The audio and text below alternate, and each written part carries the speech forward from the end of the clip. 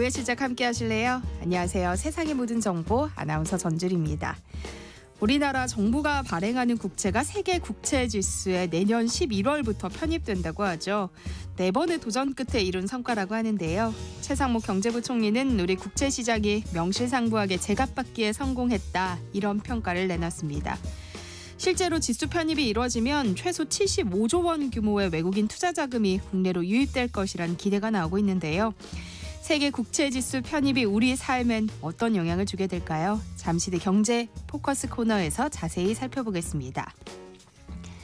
지난주 이 소식 듣고 기뻐하신 분들 많으실 텐데요. 청취자 여러분들의 책장을 채워드리는 이다의 북마크. 오늘은 한국인 최초로 노벨 문학상을 수상한 한강 작가의 작품 세계를 살펴보는 아주 특별한 시간 마련했습니다. 궁금한 분들 계속해서 함께해 주세요. 저희 방송은 KBS 1라디오 유튜브 채널을 통해서도 실시간으로 시청 참여하실 수 있습니다. 많은 관심 부탁드리면서 KBS 세상의 모든 정보 지금 시작합니다.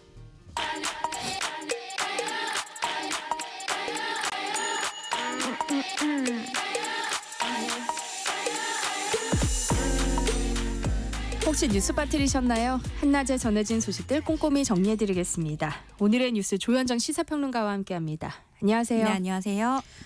네, 북한이 남한 무인기의 평양 침투로 군사적 긴장이 고조되고 있다며 국경 부근 포병부대 완전 사격 준비 태세를 갖추도록 했다고요. 네, 조선중앙통신에 따르면 북한 인민군 총참모부는 지난 12일에 국경선 부근에 있는 포병연합부대와 또 중요 화력 임무를 띠는 부대들의 완전 사격 준비 태세를 갖추도록 지시를 하고요. 평양 방공망 감시 초소를 증강했다고 전해지고 있습니다. 그러니까 한국 무인기가 또다시 국경 넘었을 때 대상물을 타격하는 상황, 더 나아가서는 타격으로 인해서 무력 충돌까지 확대되는 상황도 가정해서 철저한 대처를 마련하라고 주문한 것으로 알려졌습니다. 평양 상공에 우리 측 무인기가 침범했다는 북한의 주장. 군사적 긴장감을 높이기 위한 명분 쌓기 아니냐, 이런 지적이 나오고 있어요. 네, 이게 일단은 어떤 기종이고 또 누가 보낸 건지 지금으로서 명확히 알 수가 없어요. 다만 무인기들이 20kg 넘는 전단을 싣고 왕복 300km 정도 비행을 하고 왔다 갔다 했다, 이 정도로 추정을 하고 있는데, 우리 군이 처음에는 이제 보낸 적 없다, 우리가 한 거 아니다, 이렇게 발표를 했다가 지금 이제 확인해 줄 수 없다, 이렇게 공표가 좀 바뀌었어요. 그래서 이거 북한 전문가들도 여러 추측을 하고 있는 상황인데, 그러면은 왜 정부가 이렇게 얘기를 할까? 이걸 두고도 추정을 하고 있거든요. 네. 아예 안 보냈다고 일축을 해도 그걸 두고 또 진실 공방이 이어질 수 있고, 그렇다고 이거 보냈다고 하기엔 더 위험한 게 왜 커다란 이런 어떤 명분을 주는 거니까요. 네. 그러면 이거는 딱 잘라 말하기보다는 전략적으로 모호성을 가져가는 것인가, 좀 이 정도로 볼 수 있겠는데, 이 무인기 실체에 대해서 크게 3가지 가설로 좀 정리가 되고 있어요. 지금 나오는 것들을 종합을 해보면, 첫 번째로는 북한의 주장대로 우리 군이 보냈다라는 거고, 두 번째로는 우리 군도 모르는 사실이기 때문에 민간단체가 보낸 것이다, 한국 내에 있는 민간단체일 것이다. 세 번째는 북한이 없던 일을 가지고 자작극을 하는 것이다. 그 다음에 또 하나 추가로 좀 나오는 게 북한 내부의 반체제 세력이 등장을 해서 평양 근처에서 날렸을 수도 있다, 이 정도가 되는데요. 그 일각에서는 북한이 공개한 사진, 그 무인기 외형이 우리 군의 드론과 유사하다, 이런 분석도 있긴 한데요. 그렇다고 하기엔 이건 리스크가 너무 크죠. 정전협정까지 위반을 하고 우리 측에서 정부 차원에서 무인기를 선제적으로 진입시킨다? 그런 건 좀 가능성이 낮을 것으로 보는 관측이 많고요. 네. 그렇다면 이제 민간단체가 보냈다는 설을 좀 보면, 일단 물리적으로는 비용만 들이면 민간 무인기 수준에서도 그 정도 거리는 비행을 할 수는 있다고 해요. 네. 그렇지만 또 한편으로는 그동안 민간단체들이 보내왔던 대북전단, 이런 거하고는 좀 그 어떤 형태나 내용이 다르기도 하고, 그리고 그렇게 집무실 근처로 갔다고 하는데 어떤 특정 지점을 설정할 수 있는 능력은 민간 무인기에는 쉽지 않을 것이다, 이렇게 보고 있기도 하거든요. 그렇다면 이제 북한이 자작극을 벌이는 건가? 근데 북한으로서는 이 김정은 집무실 바로 위까지 뚫렸다라는 걸 광고하는 거일 수도 있거든요. 그래서 이건 좀 자신들의 식별 능력, 안보에 문제가 있다는 점인데도 불구하고 드러내고 있다는 거고, 그래서 전반적으로는 어쨌든 자작극은 좀 부자연스러울 수 있다. 그래서 여러 시나리오 중에 제일 가능성이 낮다는 얘기들이 많이 들려오고 있습니다. 또 일각에서 정말 일부에서 나오는 얘기인데 정부기관과 민간단체의 합작품일 수도 있다. 이런 가설도 나와요. 이게 어떤 식이냐면 사실 오물풍선도 그런 대북전단도 그 삐라라고 하는 대북전단도 그런 부분이 있는데 정부기관의 어떤 비공식적인 지원이 있고 그걸 받고 그 돈으로 민간단체가 무인기를 입수해서 침투시켰을 수도 있다. 뭐 이런 얘기도 나오고는 있습니다. 지금 북한에서는 격한 반응을 보이고 있어요. 네. 김여정 부부장 무인기가 2번 다시 침범할 때는 그 성분을 가리지 않고 강력하게 보복 행동을 취할 것이다. 이렇게 으름장을 놓기도 했고요. 어쨌든 북한으로서는 이런 영공 뚫렸다라는 걸 공개하는 자체가 리스크인데 그걸 공개했기 때문에 그런 이상 계속해서 좀 대남 적개심을 내부에선 이어가는 게 좀 당연한 수순일 것으로 보여지고요. 대통령실은 일일이 대응하는 것 자체가 북한이 원하는 대로 말려드는 것이다라는 입장을 밝혔는데요.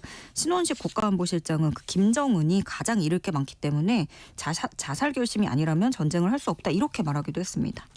이런 가운데 북한이 오물풍선에 GPS 발신기를 탑재한 것으로 파악되고 있다고요? 네, 합참에 따르면 그동안 수거했던 북한 쓰레기 풍선 중에 일부에서 GPS 장치가 탑재된 것을 확인했다고 밝혔는데요. 근데 이게 또 모든 풍선에 다 달 수는 없는 거잖아요. 그래서 일부에 장치를 달았다라고 파악이 되는데 사실 이게 일부 몇 개에 달았더라고 하더라도 데이터를 축적할 수 있기 때문에 네. 그 부분이 제일 우려되는 거거든요. 그래서 우리 군은 북한이 이 GPS 장치 통해서 풍선 이동 경로를 실시간으로 추적까지 할 수 있는지 특히 원하는 특정 지점에서 풍선 낙하물을 의도적으로 투하할 수 있는지 이런 능력을 좀 분석을 하고 있다고 하고요. 그동안 북한이 날린 풍선이 이게 집계된 거 6,000개 넘는 것으로 추정이 되고 있어요. 근데 한 개당 10만 원 들 것으로 추측이 되고 있는데 근데 굳이 이제 GPS를 굳이 달았다는 것만 봐도 그게 그 자체가 어쨌든 의도가 있을 거란 네. 말이에요. 그러면 풍선을 이용해서 앞으로 고의적인 공격에 나서는 것도 충분히 이게 물리적으로는 있음직한 일인 거죠. 그래서 또 지금 상황 무엇보다 이런 너무너무 격하게 주고받는 말들 이게 굉장히 아슬아슬한 줄타기가 이어지고 있는데 이런 것들이 어느 한순간 어떤 실수라든가 오해 이런 발언들로 인해서 무력 충돌의 도화선이 되는 건 아닌지 불안이 커져가고 있습니다. 네, 커트 캠벨 미 국무부 부장관이 모레 우리나라를 방문해서 북한의 도발 문제를 논의하기로 했다고요? 네, 서울에서 우리 고위 관계자들하고 만나서 한반도 문제 논의하기로 했는데요. 이 캠벨 미 국무부 부장관은 그 일본부터 갔다가 이제 한국으로 오는 거예요. 그래서 인도태평양 지역 안보를 위한 양자 협력, 북한 도발을 둘러싸고 나오는 우려 포함해서 글로벌 도전에 대해 논의할 거라고 밝혔는데 이 같은 날에 서울에서는 한미일 3국 외교차관 회의도 열립니다. 그러다 보니까 외교차관 회의에서도 캠벨 부장관 방한을 계기로 해서 북한발 위협을 다루고 또 남중국해에서의 국제법 준수의 중요성 등에 초점을 맞출 것이라고 국무부는 전했습니다. 네, 조 바이든 미국 대통령은 윤 대통령에게 연내 한미일 정상회의 개최를 제의했다고 해요. 네, 지난번에 아세안 정상회의가 며칠 전에 있었잖아요. 그 당시에 라오스 총리 주최 만찬이 있었는데 이 자리에서 토니 블링컨 미 국무장관이 캠프 데이비드 정신을 이어서 연내 한미일 정상회의를 개최하자고 하는 바이든 대통령 메시지를 윤 대통령에게 전달했다고 대통령실이 설명했습니다. 그래서 윤 대통령이 잘 알았다. 앞으로도 긴밀히 소통해 나갈 것이고 연내에 만날 기회가 있을 것으로 기대한다. 이렇게 화답을 했다고 대통령실이 전했습니다. 대통령실 고위 관계자가 설명하기로는 그 일본에서도 신임 총리가 취임했고 미국도 대선 앞두고 있기 때문에 그런 변수와 관계없이 한미일 협력 체계를 공고히 이어가자는 취지로 이해한다. 이렇게 설명을 했고요. 아무래도 두 나라나 이렇게 정상 교체됐기 때문에 그러면 그동안 이 캠프 데이비드 내용이 이걸 이어갈 수 있겠느냐 이런 우려도 있었는데 3국 간의 안보 협력에 흔들림이 없다는 부분을 좀 과시할 것으로 보여지고요. 그럼 내일 모레 이제 캠벨 국무부 부장관이 방한할 때에도 이 한미일 정상회의 개최 어떻게 언제 할지 일정 등을 논의할 것으로 보입니다. 그런데 지금으로서는 한미일 3국 정상이 따로 자리를 마련해서 모이는 것보다는 다음 달에 에이펙 정상회의 있고 G20 정상회의 있어서 이런 자리에서 다자회의 계기로 한미일 정상이 모일 가능성이 거론되고 있습니다. 네. 국회는 오늘부터 국정감사 2주차 일정에 돌입했는데요. 민생 이슈가 뒷전으로 밀릴 거란 우려는 계속 이어지는 분위기예요. 네, 이번 주 주요 내용을 보면 법사위에서는 공수처 국정감사를 벌입니다. 그래서 최상병 사망사건 수사 외압 의혹 그리고 김건희 여사 공천 개입 의혹을 집중적으로 추궁할 것으로 보이는데요. 공수처는 앞서 핵심 인물인 명태균 씨하고 김영선 전 국민의힘 의원을 공직선거법 위반 등 혐의로 수사를 하고 있습니다. 다음으로는 이 서울중앙지검 등을 대상으로 한 국감도 뇌관이 되겠는데요. 여기서 김건희 여사 명품 가방 수수 의혹 불기소에 대한 부분, 또 민주당 이재명 대표 대장동 의혹을 둘러싼 치열한 공방이 예상됩니다. 여당은 이제 야당 공세에 맞서서 행정안전위 국정감사에서 이제 코나이 특혜 의혹을 띄울 것 같아요. 경기도 지역화폐 운용사죠. 이 회사가 특혜를 받았다라는 의혹, 그리고 법인카드 사적 유용 의혹, 이렇게 경기 남부경찰청 등 대상으로 해서 국감을 벌이면서 이재명 대표가 경기도지사 재직 시절에 있었던 의혹 거론하면서 이 대표의 사법 리스크를 부각할 방침입니다. 이렇게 두 사람 딱 정조준한 내용이 아니더라도 여야 충돌 빚어낼 현안이 곳곳에 준비돼 있는데요. 서울경찰청 상대로는 마약 밀반입 사건 수사 외압 의혹을 다루게 됩니다. 근데 뭐 이것도 결국엔 대통령실을 겨냥한 거긴 하죠. 대통령실에서 어떤 압력이 있었다 이런 걸 캐는 거니까요. 또 국방위 국정감사에서는 당장 이 대북 국방정책 무인기 내용 도마 위에 오를 텐데 여당은 이거에 맞서서 문재인 정부의 대북 정책을 문제 삼을 것으로 전망이 되고 있습니다. 네, 한낮의 교양 파트너 지금 여러분께서는 세상의 모든 정보와 함께하고 계십니다. 주말 사이 재보궐선거 사전투표가 마감됐는데요. 이번에는 꽤 높은 사전투표율을 기록했다고요. 네, 최종 사전투표율은 8.98%로 집계됐습니다. 그래서 사실 두 자릿수가 안 되는 낮은 투표율이기는 해요. 그런데 이게 서울에 뭐 전국구로 봤을 때 교육감 선거까지 합쳐서 그런 거지 기초단체장을 뽑는 해당되는 지역에선 굉장히 높은 편입니다. 전남 기초단체장 뽑는 두 곳이 사전투표율 40%로 웃돌았는데요. 전남 곡성군수가 그 선거가 41.44%, 영광군수는 43.06% 이렇게 5곳 중에 제일 높았는데요. 특히 그 2014년 사전투표 도입 이래 가장 높은 투표율을 영광에서 기록했습니다. 네. 그러다 보니까 이게 거대 양당으로서는 여기서도 힘들고 저기서도 힘들고 그럴 수도 있는 거죠. 그런 게 이렇게 사전투표율로 나오는 건데 무엇보다 이 영광 같은 경우에는 거대 양당뿐만이 아니라 조국혁신당, 진보당까지 뛰어들고 약진을 보이면서 접전 벌이고 있기 때문에 그런 치열함이 또 사전투표로 나온 것으로 해석이 되고요. 다음으로 인천 강화군수도 27.9%, 부산 금정구청장 선거가 20.63% 투표율 보였는데요. 서울 교육감 보궐선거 사전투표율은 8.28% 유일하게 한 자릿수 기록했습니다. 재보궐선거 본투표를 앞두고 여야 대표가 나란히 부산 금정을 찾는다고요. 네, 일단 뭐 민주당은 호남에서 밀릴 수가 없기 때문에 거기서 또 열심히 과열이 되고 있는데 국민의힘 같은 경우에는 그 인천 강화군수랑 부산 금정구청장 선거가 여기가 보수 텃밭으로 여겨지는 곳이기 때문에 여기서 지면 굉장히 타격을 입는 거예요.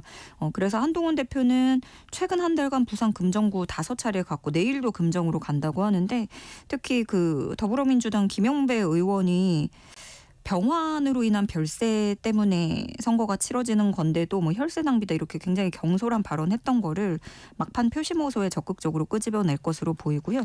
민주당으로서는 선거 코앞에 두고 이런 실언이 터져나왔기 때문에 비상이 걸렸습니다. 그래서 이재명 대표가 혁신당 조국 대표에게 손을 내밀은 거죠. 전화 걸어서 부산에서 좀 같이 도와달라 요청을 했고 조국 대표도 흔쾌히 승낙을 했습니다. 이렇게 민주당 혁신당이 금정구청장 후보 단일화한 이후에 조국 대표가 부산으로 가는 건 이번이 처음이고요. 민주당은 이 논란이 된 김영배 의원 당 윤리심판원에 회부하고 경고도 엄중하게 하고 리스크 관리에 굉장히 신속하게 대응하는 모양새인데 이게 현직 의원에 대해서는 좀 이례적인 조치이긴 해요. 그래서 이재명 대표가 직접 지시했다고 하는데 그만큼 이걸 좀 단속을 하려고 하는 것으로 보여집니다. 재보궐선거가 끝난 이후에 윤 대통령과 한동훈 국민의힘 대표가 독대하기로 예정돼 있는데요. 한동훈 대표가 연일 대통령실의 인적 쇄신론을 꺼내들고 있어요. 네, 한동훈 대표 발언을 보면 김건희 여사에 대한 국민들의 우려와 걱정을 불식시키기 위해 대통령실의 인적 쇄신이 필요하다고 생각한다. 이런 말이 나왔어요. 근데 물론 처음에 기자 질문 자체가 좀 김건희 여사 주변에 뭐 비선 의혹이 있다, 그 존재에 대해서 어떻게 생각하냐 이런 질문이었고, 기자가 먼저 말을 꺼내서 답을 한 거긴 한데 어쨌든간 드러내놓고 밝힌 거죠. 그 통상적인 그런 건의의 형태보다는 이례적인 모습이고요. 대통령실에서도 사실 그동안 줄곧 한동훈 대표에게 불만을 가졌다 이렇게 들려오는 얘기도 이런 점이에요. 뭔가 공표하고 이런 건데, 이런 대목에 대해서 한국일보는 한동훈 대표의 책임이 크다라고 보기도 했어요. 왜냐하면 여권에서조차 이런 미덥지 않게 받아들이는 것에 한동훈 대표 책임이 큰데, 자신의 정치적 미래가 걸린 이벤트를 앞두고 수차례 대통령과 차별화하는 발언을 했지만 행동으로 이어지지 않았다. 이렇게 뭐 지적을 하기도 했어요. 뭐 양측에 뭐 이렇게 바라보는 또 그런 시각이 있겠지만, 한동훈 대표로서는 또 작심하고 발언을 한 것일 수도 있기 때문에 이걸 두고 또 뭐 몇몇 언론들은 윤 대통령과 헤어질 결심을 한 것이냐 이렇게 보기도 하고요.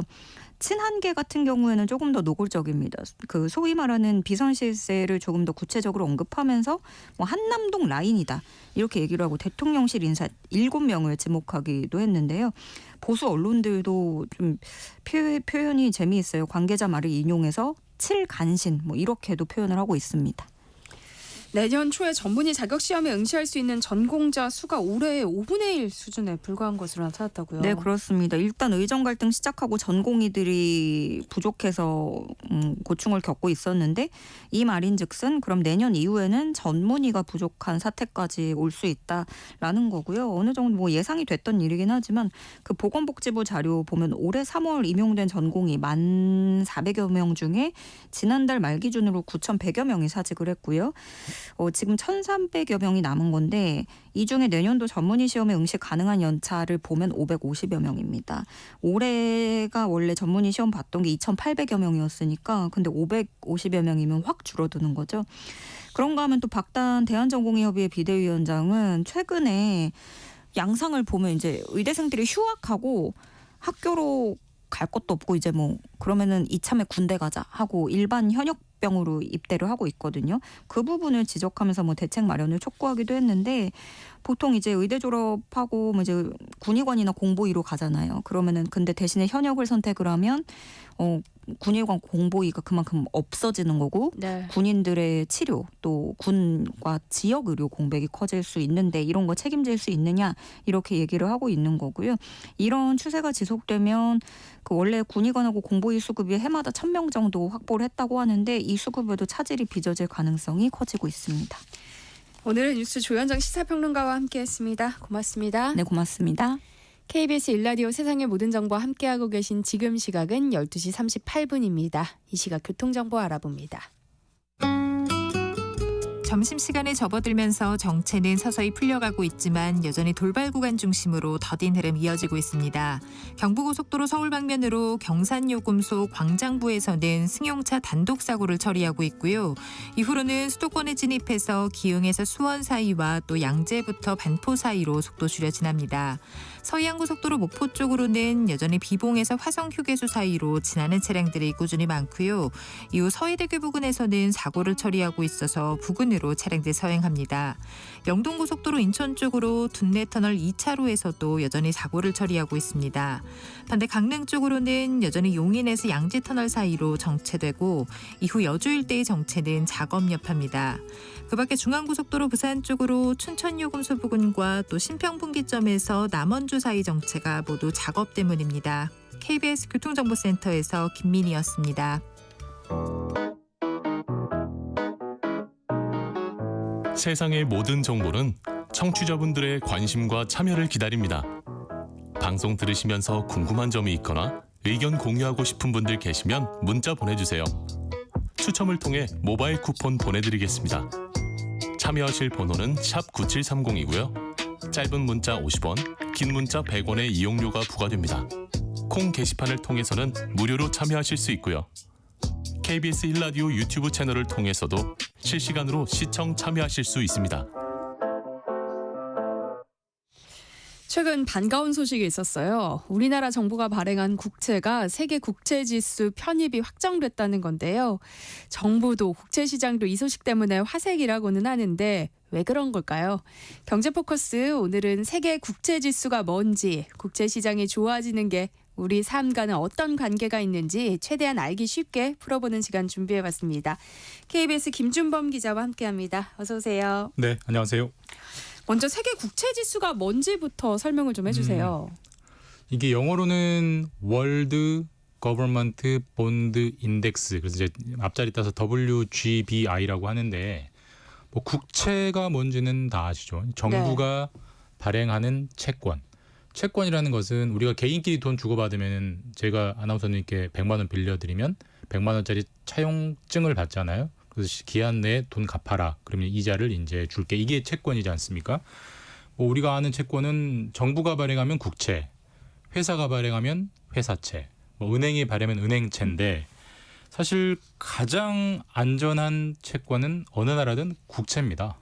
아무리 삼성전자가 잘 나가는 기업이라고 해도, 아무리 SK하이닉스가 잘 나가는 기업이라고 해도 기업은 망할 수가 있지만 정부는 망하기가 쉽지 않으니까, 네. 그러니까 당연히 가장 안전한 채권 중 가장 안전한 채권이 국채고, 그중에서도 당연히 미국 국채가 당연히 제일 안전하겠죠. 한국도 꽤 안전한 편이고요.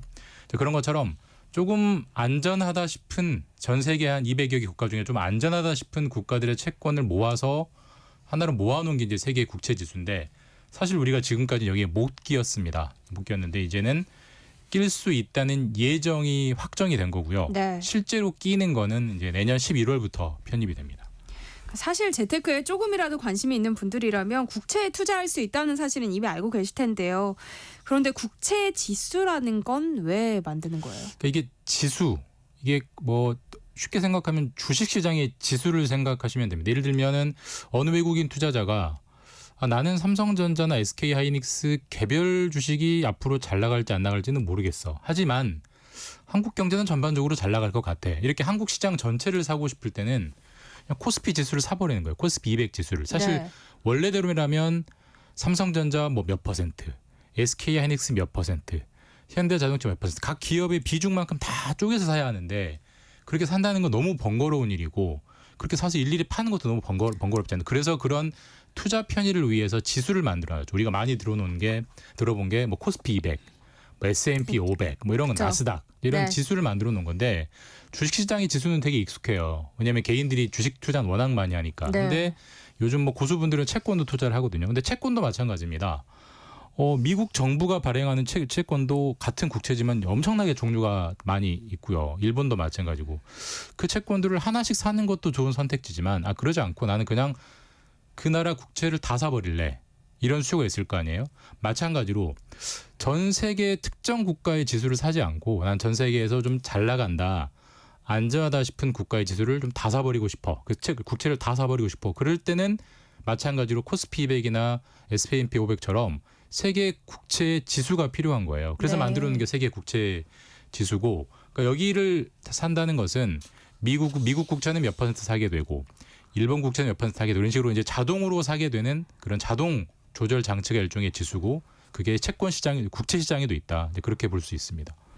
그럼 대표적인 지수에 이제 우리 정부의 채권도 포함된다는 거잖아요. 그럼 예. 글로벌 채권 시장의 큰 손들이 한국 국채도 사게 되겠네요. 그렇죠. 우리가 주식시장에서도 기관 투자자들은 개별 종목도 사지만 지수 투자라는, 뭐 인덱스 추종이라고 네. 하는 지수를 추종하는 경우가 많거든요. 그래서 그렇죠. 그걸 장기적으로 쭉 넣어놓잖아요.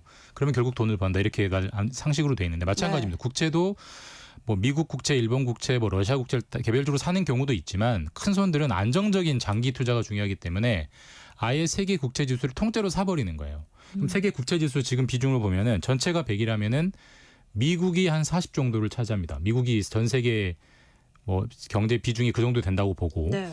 일본이나 중국이 10 정도를 차지해요. 근데 이제 우리나라가 내년 11월에 편입이 되면은 2 정도, 그러니까 100에서 2% 정도가 편입이 될 예정이에요. 뭐 애게 2%가 뭐야라고 생각할 수도 있지만, 네. 이 모수가 워낙 큽니다. 그러니까 세계 국채 지수를 추종해서 따라서 하는 기관 투자자들의 투자 비용이 한 3,500조 원 정도 됩니다.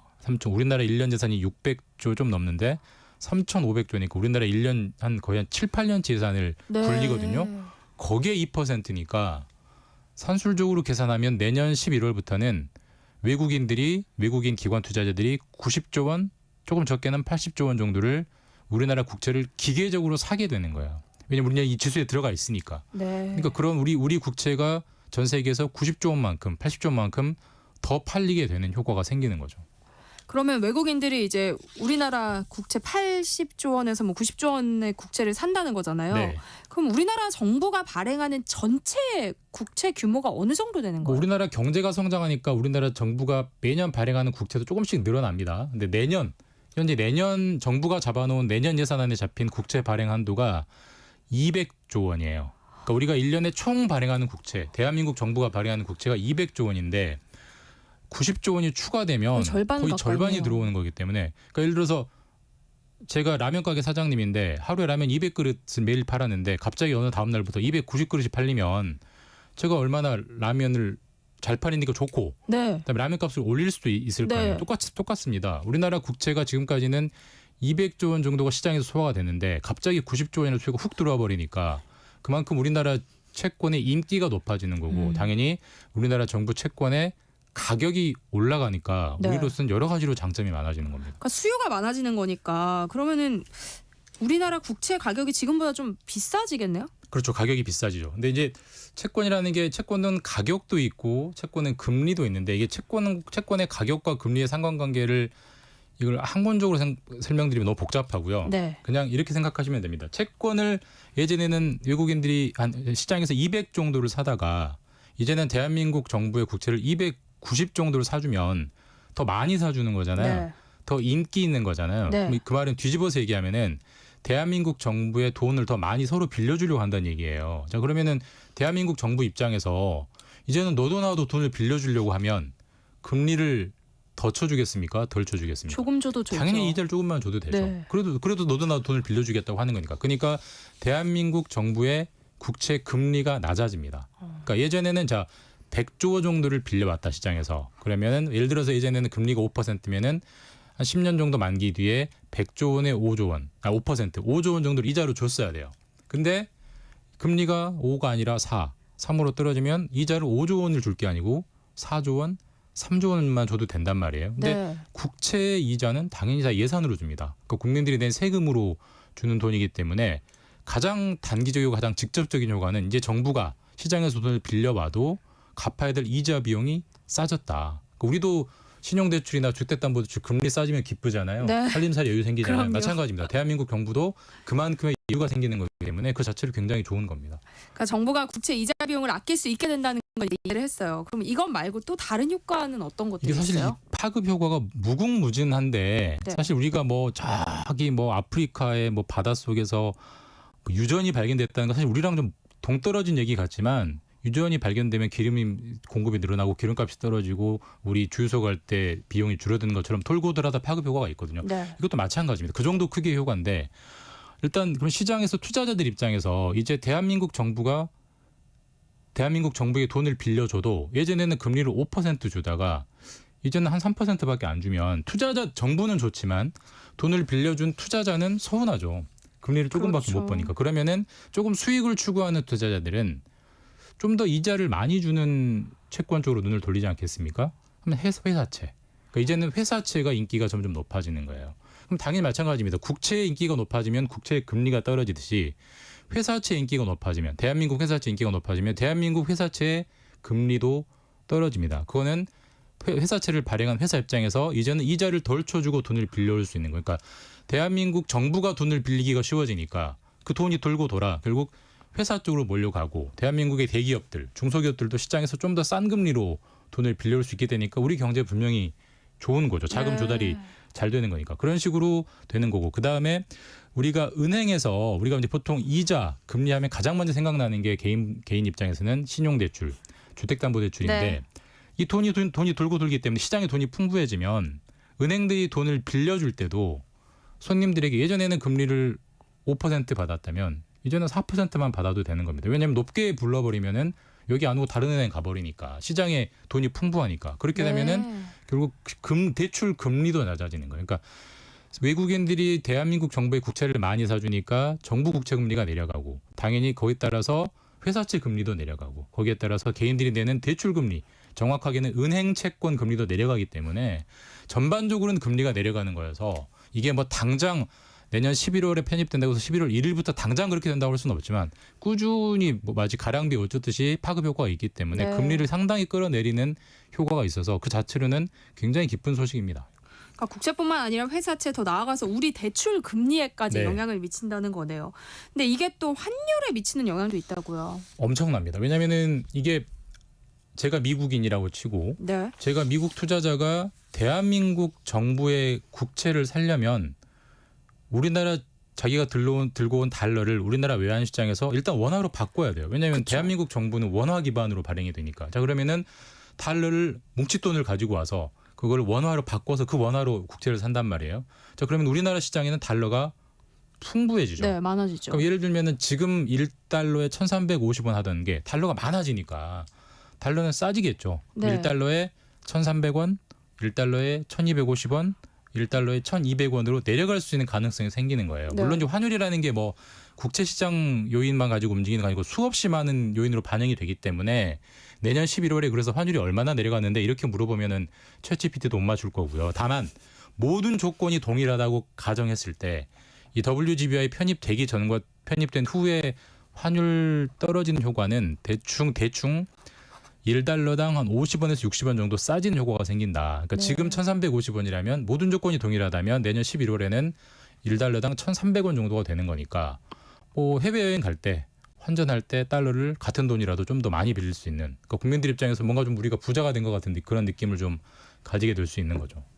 그러니까 국채뿐만 아니라 뭐 회사채, 뭐 우리 대출 금리까지 낮아지면 어쨌든 삶이 좀 더 풍요로워지는 거잖아요. 맞습니다. 근데 이렇게 좋은 거라면은 좀 더 미리 됐으면 좋았을 것 같은데 이게 왜 그동안에는 안 됐고 이제서야 편입이 되게 된 거예요. 아니, 사실 이유가 우리 있을 거 아니에요. 정부는 계속 하고 싶었어요. 계속 하고 싶었는데 네. 이 WGBI라는 거는 무슨 어떤 무생물이 평가하는 게 아니고 이걸 발행하는 기관이 있어요. 그러니까 이걸 여기에 끼워줄 거냐 말 거냐를 평가하는 기관이 있어요. 네. 그게 영국의 파이낸셜 타임즈라는 유명한 언론의 산하 기관인 FTSE라는 곳에서 우리 입장에서는 뭐 자기들이 뭐라고 만들었겠지만 어쨌든 워낙 오랫동안 만들었기 때문에 거기에 공신력이 있고 네. 거기서 끼워줄 거냐 말 거냐 계속 평가를 하는데 우리는 지금까지 사수를 했습니다. 사수. 그러니까 좀 넣어주세요. 안 돼. 넣어주세요. 안 돼. 그러다가 네 번째 도전 끝에 성공을 한 건데 네. 그러니까 왜 지금까지 안 됐냐. 네. 이 세계 국제지수에 편입이 되려면 세 가지 요건이 있어요. 일단 어느 나라 정부든 국채를 좀 충분히 발행을 해야 돼요.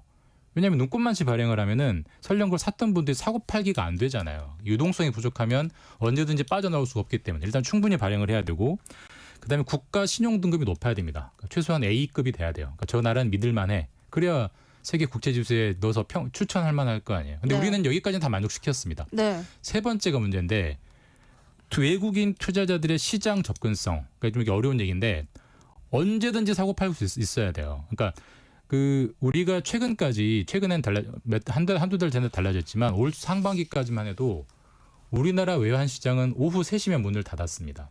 그러니까 우리나라 외환 시장은 오전 9시부터 오후 3시까지 6시간 동안만 달러와 원화를 바꿀 수가 있었어요.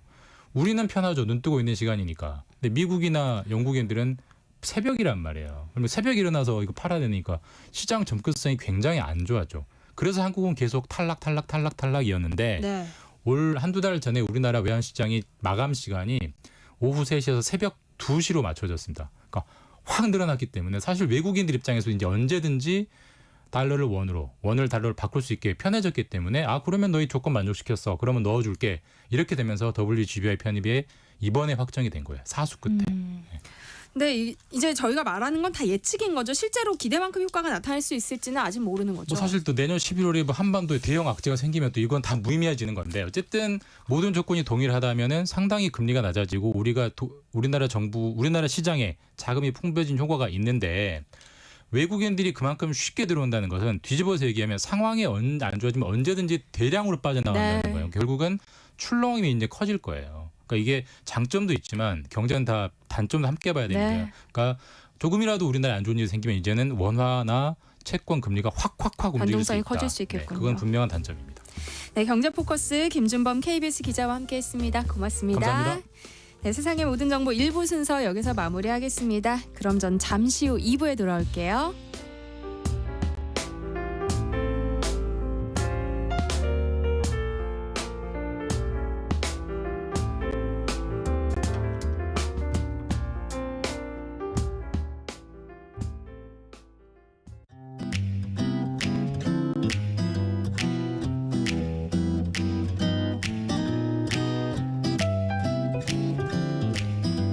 안녕하세요. 바른말 고운말입니다. 뭔가 일이 복잡하게 얽히고 설키면 어떻게 해결해야 할지 가늠이 안 될 때가 있는데 이런 경우에 가리사니를 잡을 수 없다라고 표현할 수 있습니다. 여기에서 가리사니라는 말은 사물을 분간하여 판단할 수 있는 실마리를 뜻하는 우리 고유어 표현입니다. 예를 들어 나는 뭔가 미심쩍다는 것을 느꼈으나 그것이 무엇인지는 가리사니가 잘 잡히지 않았다와 같이 말할 수 있습니다. 또 가리사니에는 사물을 판단할 만한 지각이라는 뜻도 있습니다. 그의 말이 거짓인지 진실인지 나는 가리사니가 서지 않는다. 이렇게 표현할 수 있겠죠. 가리사니를 줄여서 삼음절어인 가리산으로 부르기도 하는데 이와 관련된 표현으로 가리산, 지리산이라는 말도 있습니다. 이것은 이야기나 일이 질서가 없어 갈피를 잡지 못함이라는 명사기도 하고 이야기나 일이 질서가 없어 갈피를 잡지 못하는 모양이라는 부사기도 합니다. 부사로 쓰이는 경우엔 갈팡질팡과 같은 뜻으로 쓸 수 있죠. 예를 들어 오랜만에 만난 그들은 두서없이 그동안 겪은 이야기를 가리산, 지리산 주고받았다와 같이 말할 수 있습니다. 여기서 지리산은 가리산의 운을 맞추기 위해서 사용된 첩어로 볼 수도 있고 또 실제로 두 개의 산 이름으로 볼 수도 있겠습니다. 지금까지 바른말 고운말 이윤정이었습니다.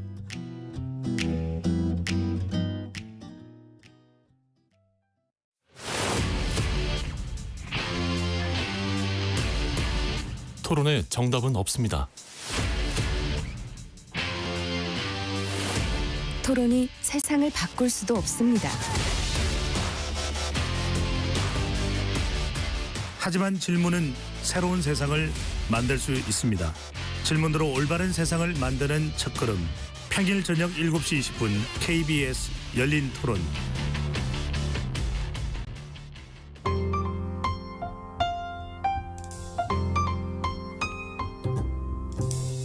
어떤 하루 보내고 계신가요? 눈코 뜰 새 없이 바쁘게 지나가는 한 주. 월요일부터 금요일, 매일 밤 10시부터 12시까지는 오롯이 당신만을 위한 시간입니다. 당신을 위한 지식 쉼터. 오늘 밤 일라디오.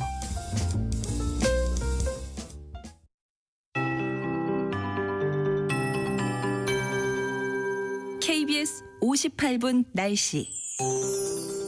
곳곳에 가을비가 내리고 있는 월요일입니다. 지금 경기 남부와 충청도, 전남과 경북 지역 등에 약한 비가 내리고 있고 서울에는 빗방울이 떨어지고 있습니다. 차츰 그 밖에 충청 이남 지방과 강원 남부로 비가 확대되겠고요. 중북부 지방에는 빗방울이 떨어지는 곳이 있겠습니다. 앞으로 부산과 울산, 경남, 경북 남부 동해안에는 20에서 많게는 80mm 이상의 비가 내리겠고요. 광주와 전남, 제주도에는 10에서 60mm, 그 밖에 남부지방에는 5에서 40mm, 충청도에는 5에서 10mm 정도의 비가 올 전망입니다. 특히 오늘 밤부터 내일 아침 사이에 전남 해안과 경남 해안에는 천둥 번개와 돌풍을 동반해 시간당 10에서 30mm의 강한 비가 쏟아질 것으로 예상돼 주의를 하셔야겠습니다. 이 비는 중부지방은 내일 오전에, 남부지방과 제주도는 내일 오후에 그칠 것으로 예상됩니다. 오늘 낮 기온은 서울 강릉 23도, 광주와 대구 22도, 부산 25도, 제주 27도 등으로 어제보다는 조금 낮겠지만 평년 기온을 1도에서 4도 정도 웃돌겠고요. 목요일까지는 예년 이맘때보다 조금 높은 기온이 이어지겠습니다. 현재 서울의 기온은 20.5도입니다. 송소진입니다.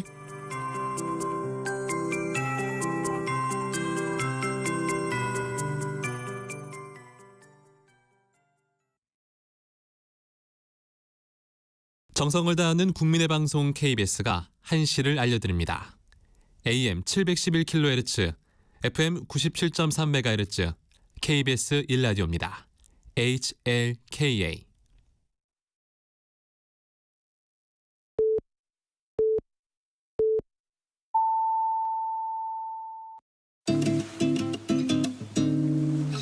나른한 오후를 책임질 영양 만점 지식 비타민. 세상의 모든 정보.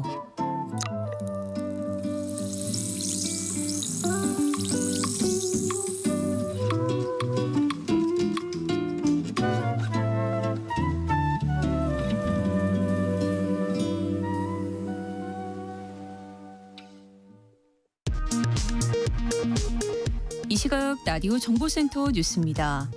남북 육로의 완전 단절과 요새화를 선언한 북한이 경의선과 동해선 도로 폭발을 준비하는 정황이 우리군 감시 장비에 포착됐습니다. 합동참모본부는 북한이 도발하게 되면 우리는 자위권 차원에서 강력히 응징할 것이라고 경고했습니다. 국민의힘 한동훈 대표가 대통령실 인적 쇄신을 거듭 촉구했습니다. 윤석열 대통령과 한 대표는 다음 주 초 독대를 가질 전망입니다. 더불어민주당은 북한이 연일 위협 수위를 끌어올리고 있는 데 대해 정부가 안보 관리에 무능한 모습을 보인다고 비판했습니다.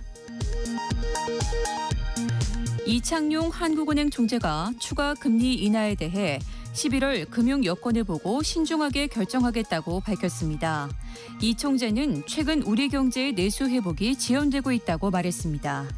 지금까지 라디오 정보센터 뉴스 정한나였습니다.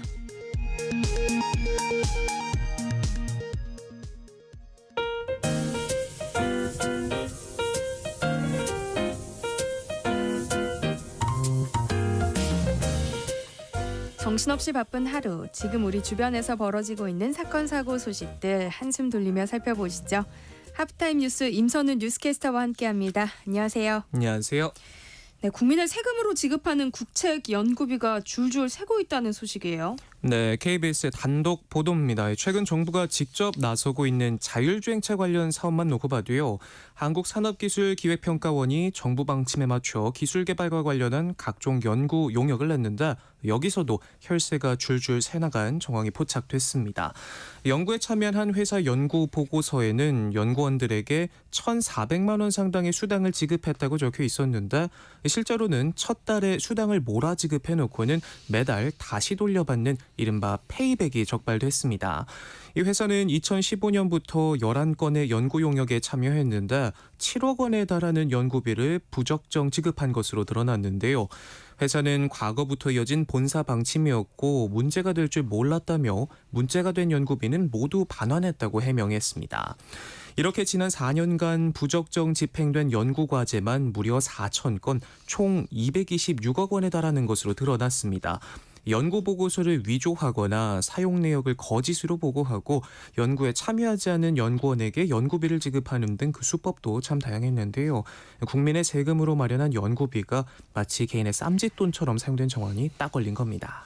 더 심각한 사례도 포착됐다면서요. 네, 한국수력원자력 직원들이 회사 돈을 마치 제 호주머니에서 꺼내 쓰듯 쓰다가 무더기로 덜미가 잡혔는데요. 네.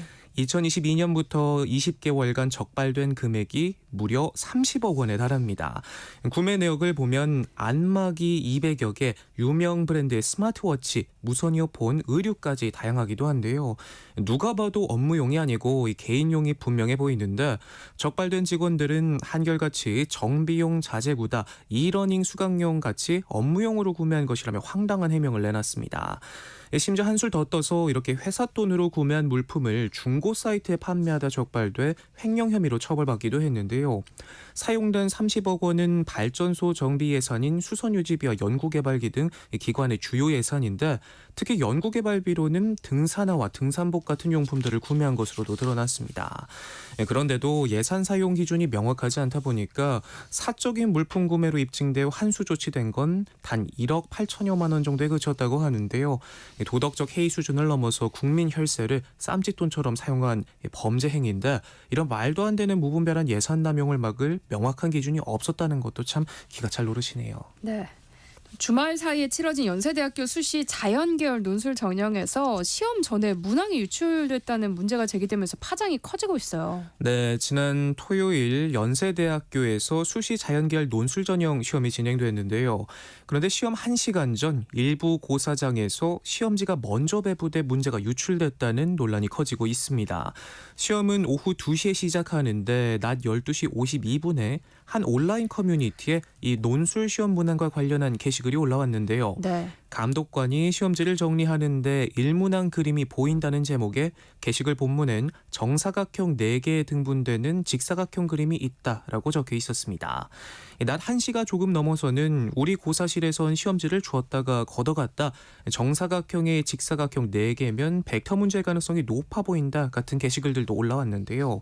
시험이 끝난 후에는 1시 10분쯤에 문제지 답안지 연습지를 다 나눠주고 1시 20분 넘어서 문제지도 잘못 줬다고 다시 회수했다는 글도 있었습니다. 네. 해당 시험엔 단답형 문항 6개, 서술형 문항 4개로 총 10개 문제가 나왔는데 유출된 것으로 추정되는 1번 문항은 10점짜리였다고 하는데요. 실제로 시험을 봤던 한 응시생은 추후에 문제를 직접 받고 보니까 언급된 형태의 도형이 그대로 나와서 놀랐다며 암산을 한다거나 관련된 정보를 더 찾아본 사람들은 이득을 봤을 것이라고 말합니다. 여기서 그치지 않고 문항 오류도 수험생들을 분노하게 했는데요. 10점짜리 4-2번 문항에 오류가 있었는데 원래 B로 적혀 있었어야 했던 부분이 A로 잘못 표기됐다고 합니다. 연세대학교 입학처는 시험 당일 시험 종료 30분 전에 수정사항을 공지하고 수험생 모두에게 시험 시간을 20분 연장해줬다는 공지글을 올렸지만 학생들은 시험 시간 20분 연장 조치가 해결책이 될 수는 없다고 지적합니다. 누군가는 해당 문항에 30분을 썼을 수도 있고 또 누군가는 이거 마지막 문제니까 좀 어렵겠지 하고 그냥 넘어갔을 수 있지 않겠느냐. 이 학생 간의 차이가 너무 많이 발생한다는 겁니다.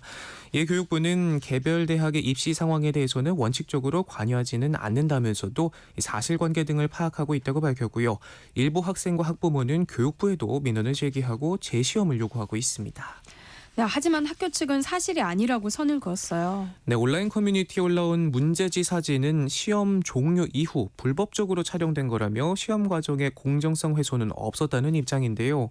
한 고사장에서 감독관이 시간을 착각해 문제지가 일찍 배부된 건 맞지만 전자기기 전원을 끄고 가방에 넣도록 한 상태였기 때문에 온라인에 공유할 수 없었다는 건데 일부 인터넷 사이트에 시험 시작 전에 문제가 유출됐다며 올라온 문제지 사진은 시험 종료 이후에 불법적으로 촬영한 파일이 공유된 것으로 보인다고 설명했습니다.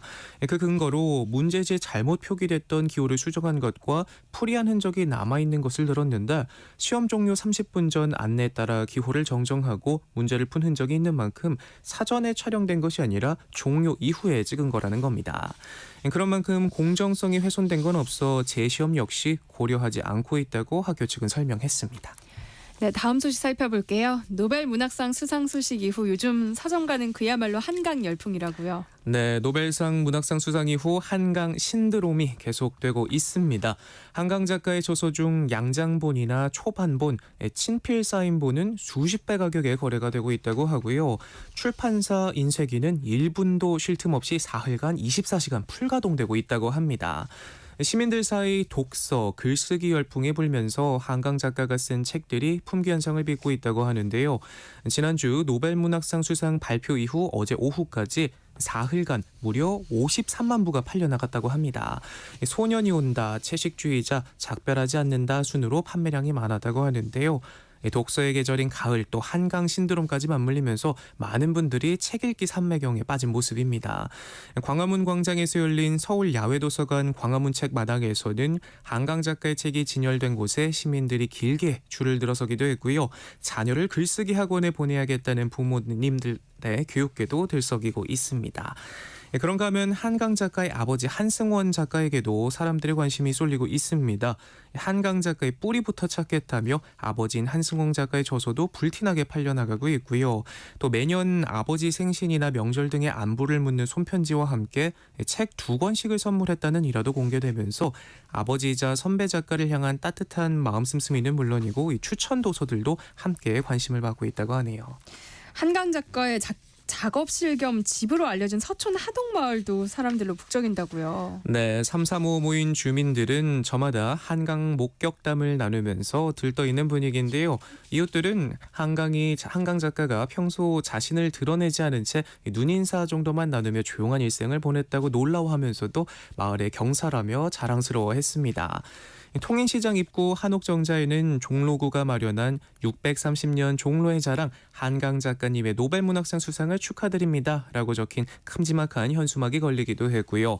한강 작가가 살고 있는 누화동 한옥 앞 좁은 골목길에는 각계각층에서 보낸 축하 화분과 꽃다발이 자리했다고 합니다. 우연의 일치인지 서촌 한옥마을은 한글을 창제한 세종대왕이 태어난 태종 이방원의 잠적, 그러니까 임금이 되기 전 살았던 집이 있던 곳이기도 한데요. 이곳에선 조선 가사문학의 대가인 송강, 정철 등이 태어났고 신 이상과 윤동주, 노천명, 화가 박노수, 이상범 등 문화예술계 거장들이 활동한 것으로도 잘 알려져 있는데 노벨문학상 수상자까지 나와 감격이 배가 된 모습입니다. 그런가 하면 한강 작가가 운영하는 독립서정 책방 오늘은 관광객들의 성지가 됐는데요. 문을 여는 오후 1시를 훨씬 앞둔 오전부터 사람들이 줄을 서는 오픈런이 벌어지기도 하고요. 해당 서점은 노벨문학상 수상자로 선정된 뒤에 SNS를 통해 임시 휴업을 알렸지만 여전히 많은 시민들이 찾고 있다고 합니다.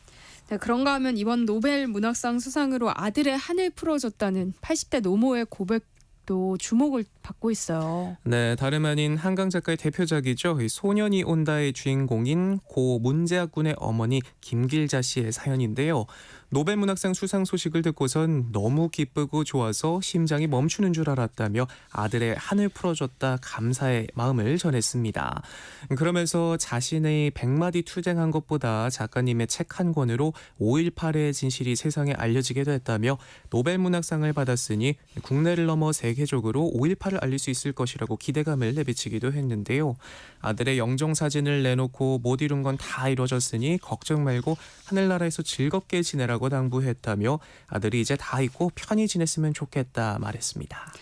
네, 다음 뉴스 살펴볼게요. 요즘 학생들 가운데서 수학을 포기하는 이른바 수포자가 빠르게 늘고 있다고요. 네, 올해 1학기 중학생 3명 중 1명은 내신 수학시험에서 60점을 넘지 못해 최하 등급인 2를 받은 것으로 나타났습니다. 2등급 학생 비율이 절반을 넘는 학교도 10곳 중 1곳꼴로 집계됐는데요. 전국 중학교 수학 내신 시험 평균 점수는 68.6점으로 집계돼 주요 과목 중 가장 낮았습니다.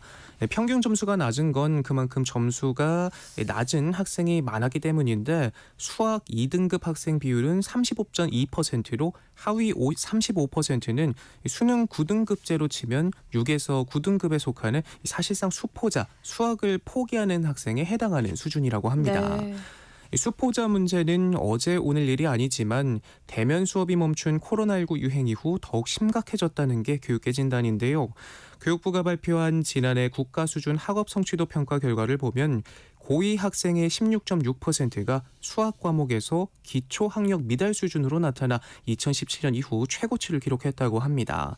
2019년 9%대였던 미달 학생이 코로나19 팬데믹이 발생한 2020년 13.5%로 급증한 이후 꾸준히 우상향한 결과입니다. 여기서 말하는 기초 학력 미달은 교과 내용이 20%도 이해하지 못하는 학생을 뜻한다고 하네요.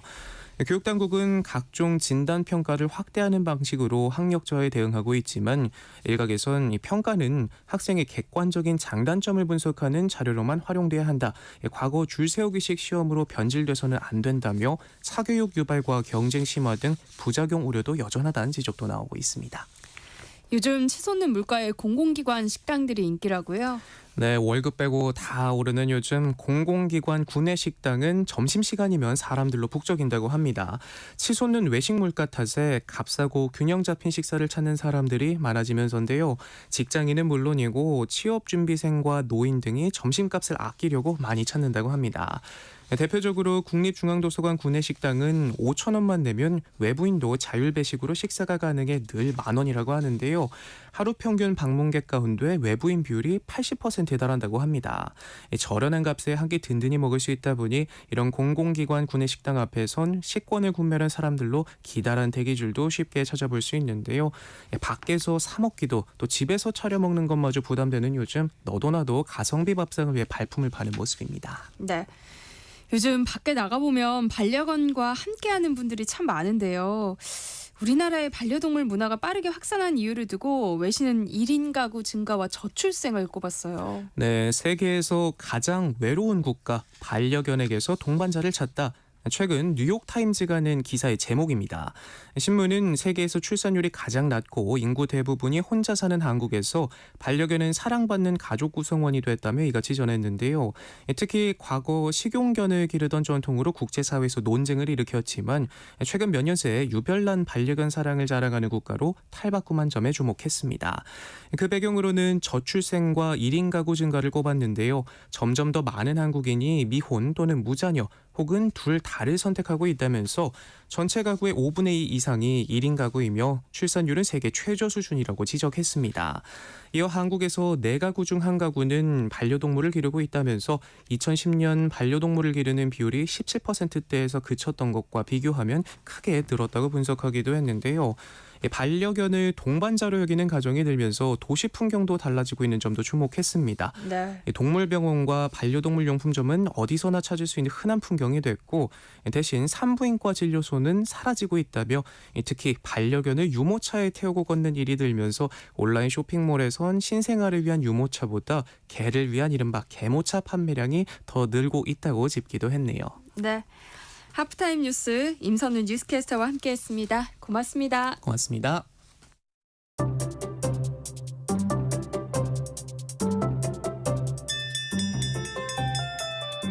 그 시절 12시 점심시간 종이 울리면 과연 오늘의 급식은 뭘까 궁금해하며 달려나갔습니다. 직장인이 된 지금 시계가 정오를 향해 달리면 오늘은 또 뭘 먹을까 작지만 행복한 고민을 합니다. 가장 허기질 시간 낮 12시 20분. 오늘의 뉴스가 궁금하신가요? 다양한 영양소를 골고루 담은 맛있는 뉴스 한 상 차려드리겠습니다. 오늘은 뭐 들을까 고민하지 마세요. 월요일부터 금요일 낮 12시 20분 언제나 이곳에서 당신을 기다리고 있는 세상의 모든 정보 아나운서 전주리입니다. 청취자 여러분의 책장을 알차게 채워드리는 이다의 북마크 시작하기 전에 오늘 주제에 대한 힌트로 악뮤의 어떻게 이별까지 사랑하겠어 널 사랑하는 거지 듣고 왔습니다. 한강 작가가 소설 작별하지 않는다 초고 작성 당시에 이 택시 안에서 이 노래를 듣고 눈물을 흘렸다고 해서 이 곡이 다시 뜨겁게 사랑받고 있는데요. 저희의 마음을 아셨나 봐요. 이승규 님도 한강 작가의 후광 효과를 누리고 있는 악동 뮤지션의 어떻게 이별까지 사랑하겠어 널 사랑하는 거지 듣고 싶습니다 라고 보내주셨어요. 저희가 들려드렸습니다. 자, 오늘은 지난주 대한민국 최초로 노벨문학상을 수상한 한강 작가에 대한 이야기 나눠보겠습니다. 시내 21 이다혜 기자와 함께합니다. 어서 오세요. 네, 안녕하세요. 북마크에서 이 소식을 그냥 지나칠 수가 없죠. 그렇죠. 네, 지난주 목요일에 정말 기쁜 소식이 있었어요. 한강 작가가 노벨 문학상을 수상했어요. 네, 저는 이날 야근하고 있었거든요. 네. 그래서 10월 10일 목요일 저녁 시간에 노벨문학상 발표가 있는데 이게 출판계에서는 해마다 벌어지는 굉장히 큰 이벤트입니다. 그래서 출판사들마다 이제 그 그러니까 노벨문학상을 수상할 만한 후보들로 네. 얘기되는 그런 작가의 책이 있는 곳마다 야근을 합니다. 그래서 바로 대응할 수 있게 네. 보통 이게 다 해외 문학팀들이란 말이에요. 근데 저도 그래서 굉장히 좀 두근두근하는 마음으로 보고 있었는데 한강이라고 하는 이름이 불리는 순간 네. 정말 막 눈물이 날 것 같은 거예요. 그리고 이게 제 일도 아닌데 너무 기뻐가지고 그날 밤 늦게까지 친구들하고 이야기를 했던 그런 기억이 있는데 한국 문학사의 굉장히 큰 경사이고 그리고 많은 분들이 한국 문학에 대해서 다시 한번 관심을 갖는 계기가 될 것으로 보이기 때문에 무척 기쁜 마음으로 뉴스를 받아들였습니다. 한강 작가의 노벨 문학상 소식에 정말 책들이 네. 불티나게 팔렸다면서요. 그렇죠. 그래서 지금 한강 작가의 작품이 수백에서 수천 배의 판매 증가세를 보이고 있고요. 뭐 사실 발표한 그 다음 날 이미 뭐 시내 서점에서는 사람들이 줄을 서서 책을 사는 진풍경이 네. 연출되기도 했습니다. 그리고 보통 이제 인터넷 서점에서 베스트셀러라고 하면 거기에 판매 지수라는 게 있어요. 얼마나 판매가 되고 있는지를 볼 수 있는 겁니다. 이런 게 보통 요즘에 한 10만 점 정도면 베스트셀러 1위, 2위 하거든요. 그리고 뭐 굉장히 관심을 많이 받는 책이다 그러면 뭐 한 20만 정도까지 가는 것 같아요. 근데 지금 한강 작가 책의 이 세일즈 포인트 보면 130만 260만 이런 상황입니다. 그러니까 이전에 볼 수 없던 그런 독서 열풍이 불어닥치고 네. 있다라고 생각하시면 될 것 같고요. 무엇보다도 노벨문학상을 탄 작품을 우리는 원어로 읽을 수가 있잖아요. 번역된 게 아니라. 그렇기 때문에 그 원어로 읽을 수 있다라는 기쁨 때문에 뭐 전자책은 말할 것도 없고요. 지금 책이 없어서 못 파는 상황이기 때문에 많은 분들이 한강 작가님 책 읽으려고 기다리고 계시는 것 같습니다.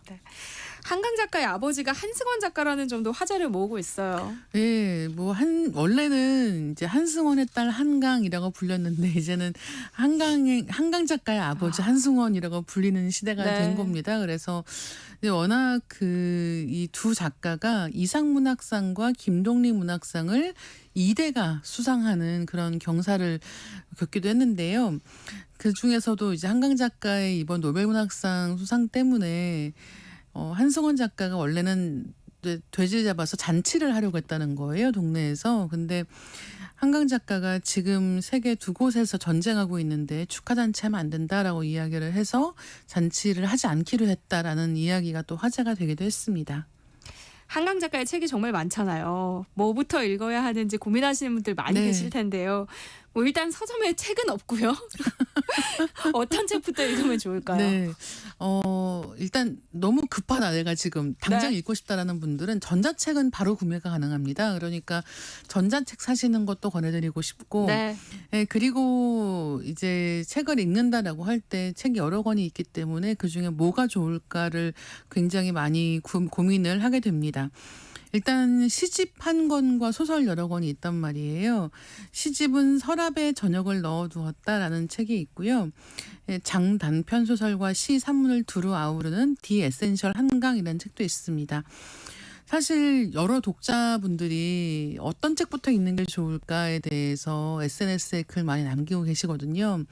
저도 생각을 한참 해봤는데 어떤 책부터 읽는 게 좋을까라고 하는 것에는 기준이 다 다른 것 같습니다. 네. 이를테면 처음부터 한강 작가의 가장 내밀한 작품 세계, 가장 깊은 작품 세계를 먼저 경험하고 싶은 분이 계실 것 같고 또 어떤 분들은 한강 작가 처음이기 때문에 너무 길거나 너무 무겁거나 한 이야기보다는 조금은 더 가볍게 시작할 수 있는 방법이 없을까 하시는 분들도 계실 것 같아요. 그래서 오늘은 약간 절충안으로 준비를 해봤습니다. 그럼 어떤 책부터 이야기해 볼까요? 제가 생각하는 인문작부터 이야기를 하려고 하는데요. 작가의 핵심 작품들을 큐레이팅해서 한 권으로 엮은 스페셜 에디션 디 에센셜이라고 하는 시리즈가 있습니다. 이 첫 번째 작가가 한강이고요. 한강 작가가 등단 후 30년 정도 문학 활동을 하면서 어떤 작품들을 써왔는지를 좀 총망라한 책이라고 보시면 될 것 같습니다. 그래서 장편 소설 히라버 시간을 읽으실 수가 있고요. 단편 소설, 시, 산문이 고루 실려 있습니다. 무엇보다도 한강 작가의 산문집이 없어요. 그래서 산문을 읽어보고 싶으신 분들이라고 하면 이 작품을 한번 읽어보시면 어떨까라는 생각이 듭니다. 이 디 에센셜 한강의 작가의 말에는 이런 말이 있습니다. 예전에 나는 나와 같은 사람이기보다 닮은 사람들이다. 교정지를 읽는 동안 그 사람들과 묵묵히 함께 있는 것 같았다. 사주의 역마가 들어서인지 무던히도 여러 곳으로 옮겨다니며 살아왔는데 오직 쓰기만을 떠나지 않았고 어쩌면 그게 내 유일한 집이었다는 생각도 하게 되었다라고 적었는데요. 이 유일한 집이라고 하는 게 어떤 의미인지를 뭐 시와 산문, 단편, 장편을 두루 살펴보면서 알 수 있는 기회라고 생각하시면 좋을 것 같습니다. 이 책에 실린 산문 이야기를 안 할 수가 없을 것 같아요. 일단은 유년아 어렸을 때의 기억부터 시작해서 그리운 사람과의 추억, 글쓰기는 어떤 것인가 하는 것에 이르기까지 두루 이야기를 하고 있습니다. 그래서 글을 쓸 때 한강 작가가 어떤 사람인가, 글쓰기란 한강 작가에게 무엇인가 하는 질문, 궁금증을 가지고 계신 분이라고 하면 이 책을 한번 읽어보시면 좋을 것 같아요. 또 히라버의 시간도 궁금해요. 네, 히라버 시간이라고 하는 작품에서는 이 주인공 여자가 어떤 전조도 없이 말을 읽습니다. 그러니까 이제 말을 하지 않게 되는 거예요. 그리고 그게 처음 경험했던 건 한 17살 때쯤이라고 얘기가 되고 있는데, 이제 시간이 흐르면서 이혼을 하고 그다음에 아이의 양육권도 빼앗기고 다시 그러면서 말을 잃게 됩니다. 그러니까 어떻게 보면 일상을 지탱할 수 있는 모든 것들을 상실하게 된 한 여자가 선택한 것이 이제 죽은 언어가 된 히라버를 공부하는 것인 거예요. 예, 그리고 이제 그곳에서 히라버를 가르치는 남자를 만나게 됩니다. 이 사람 역시 가족들을 독일에 두고 이제 혼자 한국 생활을 하고 있는 상황이에요. 예, 근데 문제는 이 사람은 점점 빛을 잃어가고 있습니다. 그래서 앞으로 몇 년 정도 남았을지 모르겠지만 시력을 상실할 수 있다라는 식의 이야기가 있는 거예요. 그래서 이제 아카데미에서 히라버를 가르치고 배우면서 어떻게 보면 말 너머에 있는 세계, 그다음에 사실 우리가 언어를 배우다 보면 보통 뭐 일본어, 뭐 중국어, 영어 이런 거 배울 때는 일상적인 언어를 먼저 배우지 않습니까? 근데 히라버 같은 경우는 일상적으로 쓰는, 무슨 우리가 관광 일본어 배우는 게 아니기 때문에 약간은 고풍스럽고 우리가 현실에서 쓰지 않을 것 같은 말들도 배운단 말이에요. 이제 그러면서 이 두 사람 사이에서 그 뭐라고 할까요? 언어를 뛰어넘는 소통의 가능성 같은 것들이 싹 트는 그런 과정을 볼 수 있게 됩니다. 또 디 에센셜 한강은 한강 작가의 글을 두루 좀 읽어볼 수 네, 있는 그렇습니다. 책인 것 같아요. 다음 책으로는 어떤 책이 좋을까요? 작별하지 않는다라는 책이 있는데요. 이번에 노벨문학상 소식을 듣고 이제 한강 작가한테 당신의 책을 처음 읽는 사람들한테는 어떤 책을 권하고 싶으냐라고 얘기했더니 작별하지 않는다를 언급을 했습니다. 가장 최근 책이기도 네. 하고요. 그리고 어떻게 보면 이제 한강 작가가 그동안 긴 시간에 걸쳐서 꾸준하게 문제의식을 가지고 사회에 대해서 이야기해온 시간이 있지 않습니까? 네. 근데 그 시간 동안에 어떤 이야기를 하고자 했는가의 또 총망라와 같은 책이 아닐까라고 생각을 합니다. 이 책은 제주 4.3 사건을 다룬 소설인데요. 주인공 경하가 꾸었던 그 꿈 장면으로 시작을 합니다. 눈 내리는 벌판, 수천 그루의 검은 통나무가 마치 묘비처럼 이제 등성이까지 심겨 있는 그런 모습에서 시작을 하는데요. 이제 그런 사이에 어느 순간 발 아래로 물이 차오르면서 무덤들이 모두 바다에 쓸려가기 전에 뼈들을 옮겨야 되는데라고 생각을 하는 거예요. 이런 장면들에서부터 시작을 하는데, 사실 한강 작가 책을 읽을 때 이제 우리가 역사적인 사건에 대해서 소설을 쓴다라고 얘기를 했을 때 어떤 작품들은 굉장히 구체적으로 사건의 정황에 대해서 이야기를 하는 경우들도 있을 것이고, 그러면서 이제 다큐멘터리처럼 그 사건을 기록하는 이제 기록자의 입장에서 객관적인 서술을 하려고 노력하는 책들도 있을 것 같습니다. 네. 이제 한강 작가의 책은 가장 주관적인 느낌으로 그 사건의 한 복판에 있었던 사람의 목소리로 이야기를 들려주기 때문에 이 이야기가 처음엔 약간 어렵게 느껴질 수도 있거든요. 근데 읽다 보면은 정말 그 사건을 경험하는 것 같은 그런 생생함을 느끼게 되고, 그러면서 눈물을 흘리게 되는 그런 이야기들이거든요. 그래서 이번에 이 작별하지 않는다 같은 경우도 이제 그렇게 생각하고 읽어보시면 좋을 것 같고, 그래서 아마도 많은 분들이 이 작별하지 않는다를 읽은 다음에 제주 4.3 사건에 대해서 추가로 또 이것저것 찾아보게 되실 거라는 것을 저는 장담할 수 있습니다. 작별하지 않는다는 좀 묵직한 이야기라는 인상을 받았어요. 네, 역사를 다루면서도 소설적으로 해석된 역사라는 점에서 노벨 문학상에 또 주목할 만한 이유가 있었다 싶기도 하고요. 네. 그래서 작가가 소재를 택하는 것이 아니라 그 반대일지도 모른다는 생각. 그러니까 소재가 작가를 찾아가는 것일지도 모른다는 생각을 하게 만드는 게 이 한강 작가의 책들이 아닌가라고 생각을 합니다. 예, 그래서 이 책을 통해서 많은 분들이 그 소설이란 무엇이며 소설이 사회와 어떤 관계를 맺을 수 있는가에 대한 가능성을 탐구할 수 있다는 생각이 들고, 소설 읽으실 때 많은 분들이 이제 마치 내 경험처럼 내 속을 읽어주는 것 같은, 나와 비슷한 주인공이 나오는 이야기를 좋아하시는 분들도 많이 계실 거예요. 네.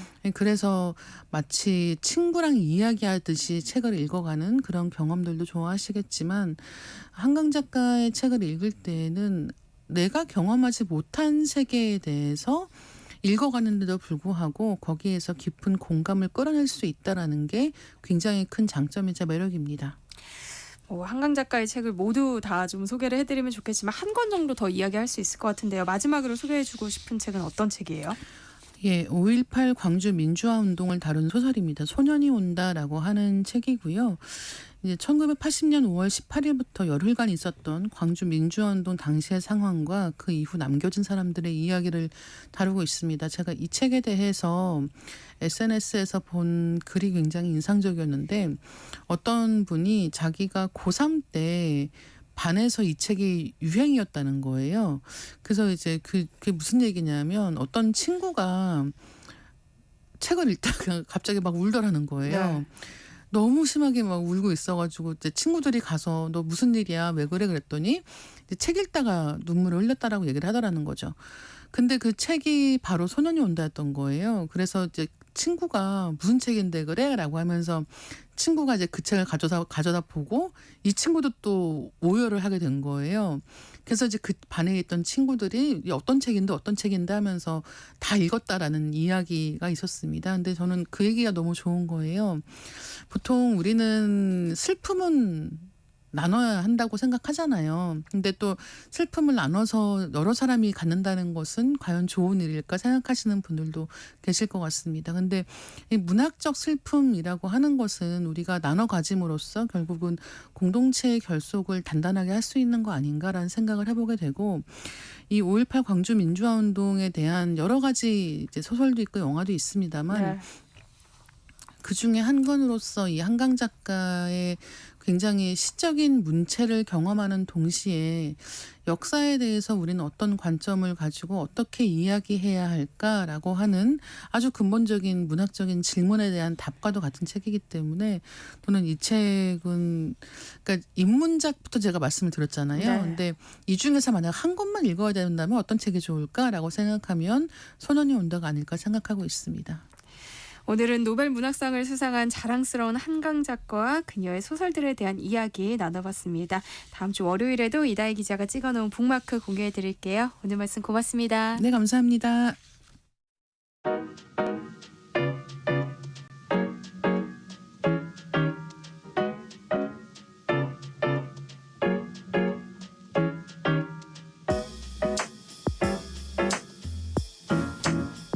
나른한 오후 커피 한 잔에 담긴 향긋한 역사를 풀어드립니다. 커피로 맛보는 역사, 커피 인문학자 이기상 교수님과 함께합니다. 어서 오세요. 네, 안녕하세요. 오늘은 또 어떤 재미있는 얘기 해주실 건가요? 예. 지난주 수요일이 한글날이었잖아요. 네. 그래서 오늘 주제는 커피와 한글입니다. 예, 한강의 노벨상 수상을 통해서 저는 누구보다도 이제 한글의 가치를 다시 한번 느꼈거든요. 예, 우리가 한글을 소중히 여긴다는 것을 잘 보여주는 증거의 하나가 바로 한글날입니다. 네. 왜냐하면 현재 지구상에 자기 나라 문자를 기념하는 국경일을 가지고 있는 나라는 단 2나라밖에 없습니다. 그럼 우리나라 말고 한 나라가 더 있다는 거네요. 어디예요? 예, 멀지 않습니다. 바로 북한입니다. 네. 예, 현재 남과 북이 함께 기념하는 국경일이 2개가 있는데요. 하나는 광복절이고 다른 하나가 한글날입니다. 우리 글을 국경일로 지정해서 기념하는 것은 같은데 국경일 이름도 그리고 날짜도 다른 것은 좀 아쉽습니다. 우리는 세종대왕께서 이제 한글을 만들어 반포한 날을 10월 9일로 지정해서 한글날이라고 부르고 있는데요. 이 한글 창제를 처음으로 기념하기 시작한 1926년에는 11월 4일이 기념일이었고 이름은 각야날이었다고 하죠. 한글을 공부할 때 시작하는 각야, 거교의 첫 두 음에서 가져온 겁니다. 1928년부터 우리 글 명칭이 이제 한글로 되면서 이제 한글날이 생겼죠. 북한은 훈민정음을 만든 날을 1월 15일로 보고 이 날을 조선 글날이라고 부르고 있습니다. 남쪽 북쪽 모두 이날은 휴일입니다.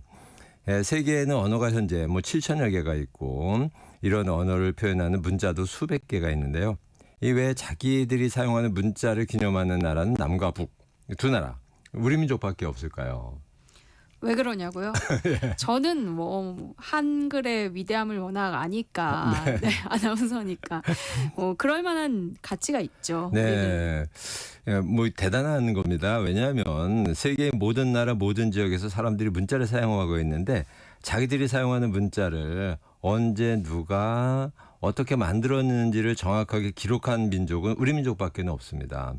한글은 이것을 만든 사람, 만든 때, 이유, 그리고 원리, 쓰고 읽는 법칙까지 완벽하게 기록으로 남겨져 있습니다. 네.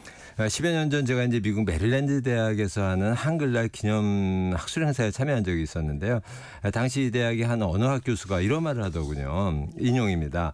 세종대왕이 한글을 반포하면서 밝히기를 자신이 한글을 만든 것은 부녀자들이 글로 서로 통하지 못하는 것을 안타깝게 여겨서라고 했습니다. 15세기 봉건 시대에 부녀자들을 위해 글을 만들었다고 떳떳하게 밝힐 수 있었던 멋진 군주가 지구상에 세종대왕 말고 있겠습니까? 이런 말을 했습니다. 그러면서 자신은 한국학을 공부하기로 결심했다고 얘기하더군요. 네. 외국인이 한글에 대해 이런 얘기하는 거를 외국에서 듣는 거는 거의 애국가 듣는 수준으로 감동적이었습니다. 그런데 정작 우리는 이 한글의 가치를 이 한글날 하루만 조금 생각하는 것 같아서 아쉬운 측면이 있어요. 외국어 남용 정말 심합니다. 저도 그런 생각 종종 네. 많이 하거든요. 과도한 외국어 사용 같은 현상이 네. 갑자기 심해진 거예요? 그런 건 아닙니다. 오래전부터 그랬는데요. 요즘 아주 심하죠. 카페 이름을 보나 커피 메뉴를 보나 온통 외국어 추성입니다. 제가 본 기록 중에 55년 전쯤인 1969년에 나온 흥미로운 석사 논문이 하나 있는데요. 서울 명동의 다방 문화를 조사했더군요. 그런데 여기에도 벌써 외국어 남용 얘기가 나옵니다.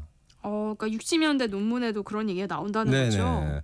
외국어 남용은 오래된 습관이라는 걸 보여주는 거죠.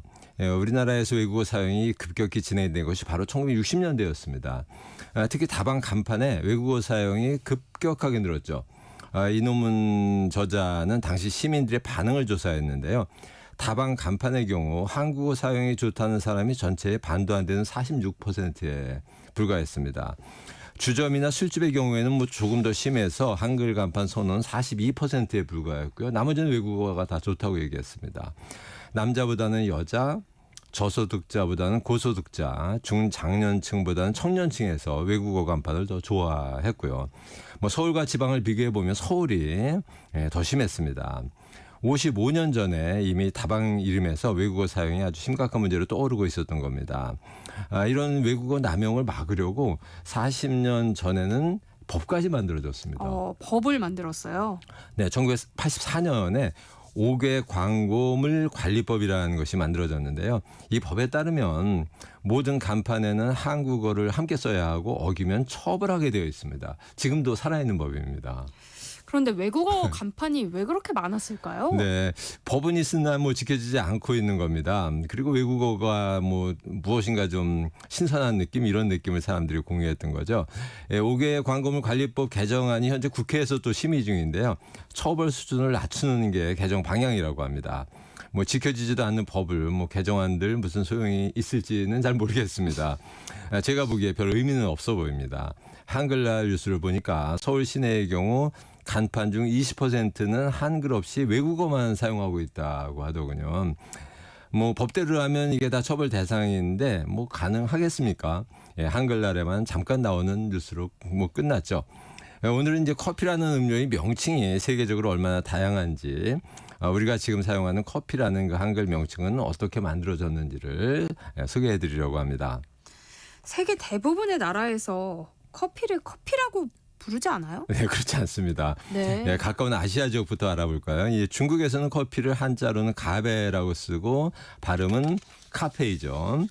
커피와는 다릅니다. 일본에서는 고히라고 하고요. 동남아시아에서 태국, 베트남은 라틴어식으로 카페와 비슷하게 발음을 합니다. 말레이시아나 인도네시아 쪽에서는 코피와 비슷하게 발음을 하고요. 필리핀의 지역 언어인 타갈로그어로는 특이하게도 가와예요. 아시아에서 우리와 비슷하게 커피로 발음하는 나라는 미얀마, 네팔, 방글라데시 정도가 있습니다. 네. 생각보다는 커피라고 발음하는 나라가 많지 않네요. 네네. 그럼 유럽은 어때요? 네, 유럽에서는 정말 지역마다 커피를 부르는 명칭, 표기, 발음의 차이가 아주 심합니다. 프랑스, 스페인, 포르투갈, 이탈리아 등 라틴어 국가에서는 보통 카페라고 부르죠. 쓰기로는 CAFE 또는 CAFFE죠. 반면에 동유럽의 폴란드, 체코, 슬로베니아 등에서는 카바와 비슷한 소리를 냅니다. 네. 같은 동유럽도 언어가 다른 헝가리에서는 까비라고 하죠. 러시아에서는 코페이라고 하고요. 북유럽은 또 다릅니다. 대부분 알파벳 C가 아니라 K로 시작을 하는데요. 독일이나 덴마크어로는 카피로 소리가 나고요. 네덜란드어로는 코피, 그리고 노르웨이어로는 카포죠. 특이하게도 스웨덴어로는 차페에 가깝게 또 발음이 됩니다. 핀란드는 아주 색다르게 카흐비아라고 또 하고요. 영국 사람들은 아시다시피 커피보다는 코피에 가깝게 발음을 합니다. 정말 다양하네요. 네. 그럼 커피가 탄생한 아랍이나 아프리카에서는 어떻게 부르나요? 네, 아랍어 계통에서는 카와라고 보통 하고요. 커피나무의 고향 에티오피아에서는 아주 특이하게도 분나라고 합니다. 분나요? 네, 전혀 다르죠. 스와힐리어를 쓰는 동아프리카 지역에서는 카하와고요. 생각보다는 우리식으로 커피라고 발음하는 나라는 영어권인 미국 그리고 캐나다 서부 등 몇 나라밖에 없습니다. 현지인들은 그렇게 다양한 표현을 쓰더라도 사실 여행객들이 커피라고 하면 알아는 듣겠죠? 듣죠. 네, 대부분 알아듣습니다. 그래도 이런 지역을 여행할 때 현지어로 표현해주면 굉장히 좋아합니다. 그렇다면 우리나라에서는 언제부터 커피라고 부르고 한글로 커피라고 이렇게 표기하기 시작한 걸까요? 네, 지금 우리가 쓰는 커피라는 표현이 정착하기까지는 굉장히 긴 세월이 걸렸습니다. 믿어지지 않으시겠지만 무려 140년 정도 걸렸습니다. 이 커피의 표기가 변해온 과정 속에는 우리나라 근현대 역사의 혼란과 아픔이 고스란히 담겨 있습니다. 오늘 그 얘기를 좀 전해드리려고 하는데요. 우리나라 사람 중에 커피를 처음으로 책에서 소개한 사람은 윤종이라는 분인데요. 1848년에 세계 지리책인 벽의 심편을 출판했는데 1852년에 이 책을 좀 보완 개정하면서 커피라는 음료를 처음으로 소개를 했습니다. 이 아시아 필리핀의 주요 산물을 소개하면서 이제 커피 얘기를 한 건데요. 이 책은 한문으로 되어 있어서 한자로 가비라고 썼습니다. 1857년에는 5년 후에 유명한 실학자 최한기라는 분 역시 이제 세계 지리책 지구 전요를 간행했는데 이 책에서는 무려 11군데에서 커피를 소개했고요. 이 커피 생두 모양이라든지 커피 끓이는 법 등과 함께 미국인들은 아침에 빵이나 국수와 함께 커피를 마신다는 내용까지 기록했을 정도입니다. 이 책에서도 커피는 한자로 갑이었습니다. 네.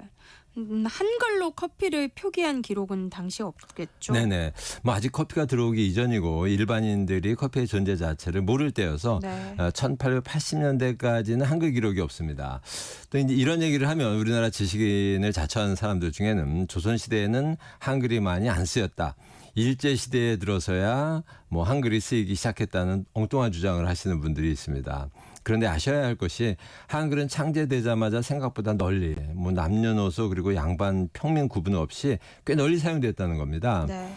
궁중에서도 그리고 민간에서도 이 편지글이나 소설이 한글로 많이 쓰였고 또 역대 왕들은 각종 의학서, 농서 등 이 민생에 필요한 자료들을 한글로 번역 즉 언해에서 반포를 했거든요. 우리가 잘 아는 동의보감 언해가 있을 정도입니다. 언해본이. 왜냐하면 여성 질환 관련 내용을 여성들이 쉽게 읽을 수 있도록 한글로 번역해서 출판을 한 거죠. 뭐 얼마나 멋집니까? 물론 일제 강점기에는 한글이 표준화되었죠. 표준화는 한글을 이제 쉽게 만든 장점도 있지만 너무 쉽게 만들다 보니까 훈민정음에 있던 몇 가지 글자가 사라졌습니다. 지금 우리가 영어를 비롯해서 여러 외국어를 우리말이나 글로 표현하는데 어려움을 겪고 있는 것이 여기서 출발한 겁니다. 로마자 커피의 모음, 오로 발음할 것이냐, 어로 발음할 것이냐, 이게 표준화로 인해서 어려워진 거죠. 커피의 그 F도 정확하게 표기될 수가 없게 됐고요. 훈민정음이 그대로 살아있다면, 남아있다면 영어의 커피에 아주 가까운 발음과 표기가 가능했을 겁니다. 그렇다면 커피를 한글로 처음 표기한 게 언제였고 어떻게 표기했을지 궁금하네요. 예, 조선은 이제 1882년에 미국과 통상조약을 체결하는 것을 시작으로 영국, 독일, 이탈리아 등등 여러 서양 국가들과 수교를 합니다. 그리고 서양인 외교관, 상인, 교육자, 선교사 등이 쏟아져 들어오죠. 조선을 식민지화 내지는 자기들의 시장으로 만들겠다고 이들이 이제 경합을 벌입니다. 조선 왕실과 대한제국의 지도자들이 정신을 못 차릴 정도였습니다. 군란, 정변, 사변 등이 반복되고 혼란한 것처럼 당시 커피를 표현하는 이름도 혼란스럽게 되죠. 비슷하게 생겼는데 서양인들이 미국인은 커피, 영국인을 만나면 코피, 독일인이나 오스트리아인은 카피, 프랑스나 이탈리아인들은 카페, 러시아인들은 코페이라고 불렀거든요. 중국인은 카페이, 일본인은 고이. 우리식 표현은 없고 어떤 나라 표현을 따라야 할지를 정하기 어려웠죠. 독립을 유지하려면 어느 나라를 믿어야 할지 혼란스러웠던 것과 같습니다. 당시 커피를 표기하는 한자가 다양했던 배경이기도 하죠. 그래서 한자로도 가비, 가배, 가피, 갓비 등 다양한 글자를 가지고 표현했거든요. 네. 이 나라 저 나라의 이권을 빼앗기면서 혼란에 빠져있던 나라 모습과 닮았던 게 커피 표기였던 거죠. 비극입니다. 이런 시대에 처음으로 커피를 한글로 표기한 신문이 나타납니다. 무슨 신문이에요? 바로 우리가 아는 독립신문입니다. 독립신문은 나라의 독립도 추구했지만 커피라는 단어의 한글화에도 기여했습니다. 독립신문은 1898년 9월에 있었던 그 고종 커피 독살 사건을 보도하면서 한글로 카피차라는 표현을 쓰기 시작했고 지속적으로 그렇게 썼습니다. 이어서 이제 대한매일신보 등에서도 한글을 카피라는 표현으로 사용했고요. 제가 찾은 기록 중에서 커피를 한글로 지금처럼 커피로 쓴 첫 사례는 1926년 12월 22일자 중외일보라는 신문입니다. 이 신문은 맛 좋은 차 끓이는 법이라는 기사에서 커피 만드는 법을 소개하며 커피라고 완벽하게 표현을 했죠. 네. 그러자 이제 매일신보도 1927년 기사부터 커피라는 단어를 쓰기 시작합니다. 이후에는 대부분의 한글 신문에서 커피라는 표현을 널리 사용하죠. 제비다방, 유명한 제비다방의 주인공 이상도 1936년에 쓴 수필 이 산천여정에서 커피로 표기를 했고요.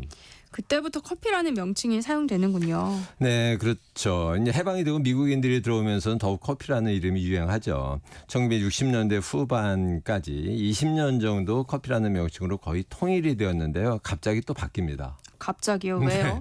문제는 영어 교육이었습니다. 1960년대 후반에 이제 혼란이 생기는데요. 갑자기 커피가 아니라 코피라는 표현이 등장해서 퍼지기 시작하죠. 네. 잘못된 영어 교육 때문이라고 저는 해석합니다. 어떤 부분이 잘못됐다는 거예요? 네, 영어로 커피는 COFFE잖아요. 네. 1960년대 중반 이후에 중학교 교육이 거의 보편화되면서 누구나 이제 중학교에 들어가면 영어를 배우기 시작하죠. 그런데 영어 수업에서 알파벳 O는 O로 배웁니다.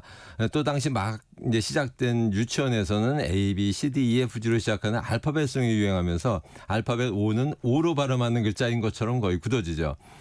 이는 실제로 다양하게 발음되는 글자인데 O는 다양하게 발음되는 글자인데 우리는 O로 배우기 시작한 거죠.